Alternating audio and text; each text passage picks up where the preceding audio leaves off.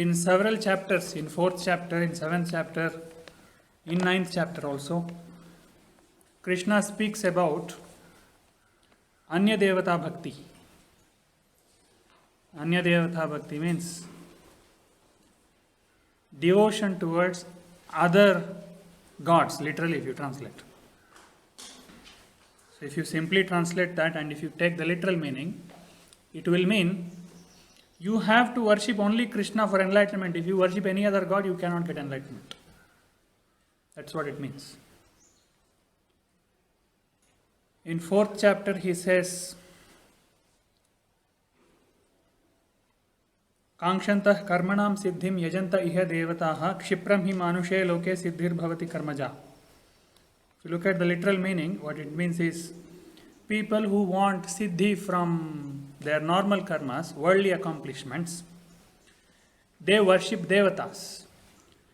See now, you have to understand one thing here. There is nothing like an objective God, objective Ganapati, objective Saraswati, independent of you, who is only doing that work. Don't consider them as some people who have been given some official duty. Saraswati is doing only that, Ganapati is doing only that, Lakshmi is doing only. It is not that. It has a subjective element also. For example, Tenali Raman. Tenali Raman did the worship of Kali, and what did he get? He got knowledge and wisdom. Kali is not the representation of wisdom, is she? Saraswati is the representation of wisdom. If you go by Deva Devatas categorization, Saraswati is meant for wisdom. Durga and Kali, they are meant for courage, valor, power, such attributes. Yes? So there are certain allocations made that if you go to a certain goddess, it is for a certain accomplishment. If you go to Saraswati, it will invoke such feelings only in you. It will invoke the feelings of knowledge, so you will ask for knowledge. If you go to Durga, you will, because the image also is like that. She is supposed to be the embodiment of valor and power. So naturally you will ask for such qualities only. That will invoke such qualities only. But you can override it. It is up to you. You can approach Durga also asking for wisdom. That is what Ramakrishna Paramahamsa also did. Ramakrishna Paramahamsa got enlightenment by worshipping the divine in the form of Durga, Kali. He did not get valor and power by worshipping Durga. Whereas if you see other people normally, for example in the Mahabharata itself, before the war begins, Krishna asks Arjuna to worship Durga. Why? Because Arjuna is going to perform such activities, Kshatriya activities. So that attitude should increase in him. He should get enhancement of such attributes, psychological attributes in him. So Krishna asks him to worship Durga. And he worships Durga. There is a Durga Stuti also there. So why is he doing Durga Stuti there? To get enlightenment? No. He is not doing Durga Stuti to get spiritual enlightenment. He is doing it so that his valor and his Kshatriya qualities will increase, enhance. He is using Durga as an Anya Devata. There, Durga is being referred to as an Anya Devata because he is approaching Durga with the subjective desire of power and valor. But if you approach Durga for spiritual enlightenment, it is not Anya Devata. Don't define Anya Devata based solely upon the objective picture that Krishna is only God, all other images are other gods. That is not the meaning here. No matter what image you are approaching, if your intention is spiritual enlightenment, it is the ultimate purpose. If you are approaching even Krishna with the worldly desire, it will become Anya Devata. You understand? Yes, no? Yes. Many people approach Krishna also for worldly desires, yes? So if you approach Krishna with a worldly desire, it is not the ultimate. It is Anya Devata Bhakti. So don't simply go by Krishna and Shiva and Rama and like that only if you go to Krishna you will get spiritual enlightenment. That is not what is being meant here. The verses around it also you have to acknowledge. He is clearly acknowledging that people who are doing this Anya Devata Bhakti are doing it with certain karma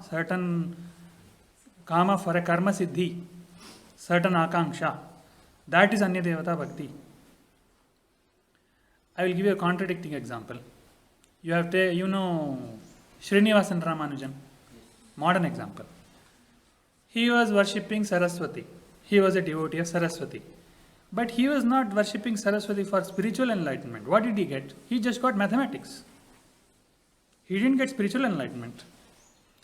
So from Saraswati also, he just got some worldly stuff only. Mathematics is, after all, it is related to Prakriti. It is not the knowledge of the self. It is knowledge of the world only. So he approached Saraswati with a certain desire. I don't know whether he had desire or not, but what he got from Saraswati was mathematics. But Saraswati is not meant to give you mathematics. Saraswati is meant to give you self-realization. So there, Saraswati, although Saraswati is allocated to a particular psychological attribute, he got something else, meaning he generalized knowledge and he got something else. So don't go by this Anya Devata Bhakti just by the objective image of God. It has a lot to do with your subjective attitude also. Tenali Rama, when Kali came in front of him, Kali's form is supposed to be a furious form.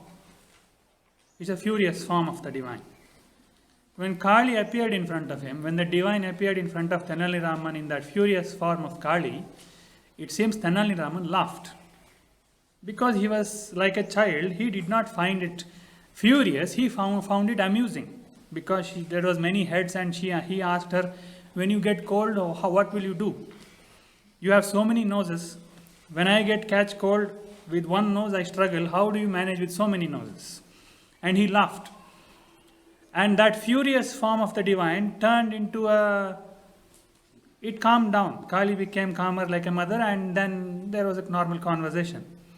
Whereas here in the Bhagavadgita, is opposite happens. Arjuna and Krishna are close friends, and Arjuna knows Krishna for 50 years.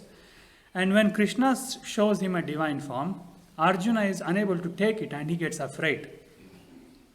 God is in the eyes of the beholder. God doesn't have a form of their own. His own friend looked furious to him, and Kali, which is supposed to be furious, looked benevolent to Tenali Raman. Because subjectively that fear was not even there in Tenali Raman, whereas in Arjuna's mindset it was there. Are you following me? So his own Krishna, who is supposed to be, who we have made into some kind of girl only nowadays. In all the pictures of Krishna, Krishna looks like a girl. They have turned him to a girl always. This is one thing that I personally don't like that much. In Krishna's life, the only thing that everybody highlights is that he's dancing with the girls and his Ras Leela. No, he did many more things. Why are you not seeing all those things? The only thing, he sang and he danced with girls. And everywhere people only highlight that. I don't know why. There are so many things that he did. There are so many extremely masculine things also that he did. He was a Kshatriya actually.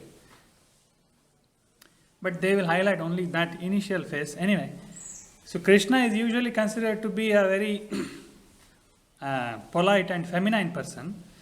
And that person also looked furious to Arjuna.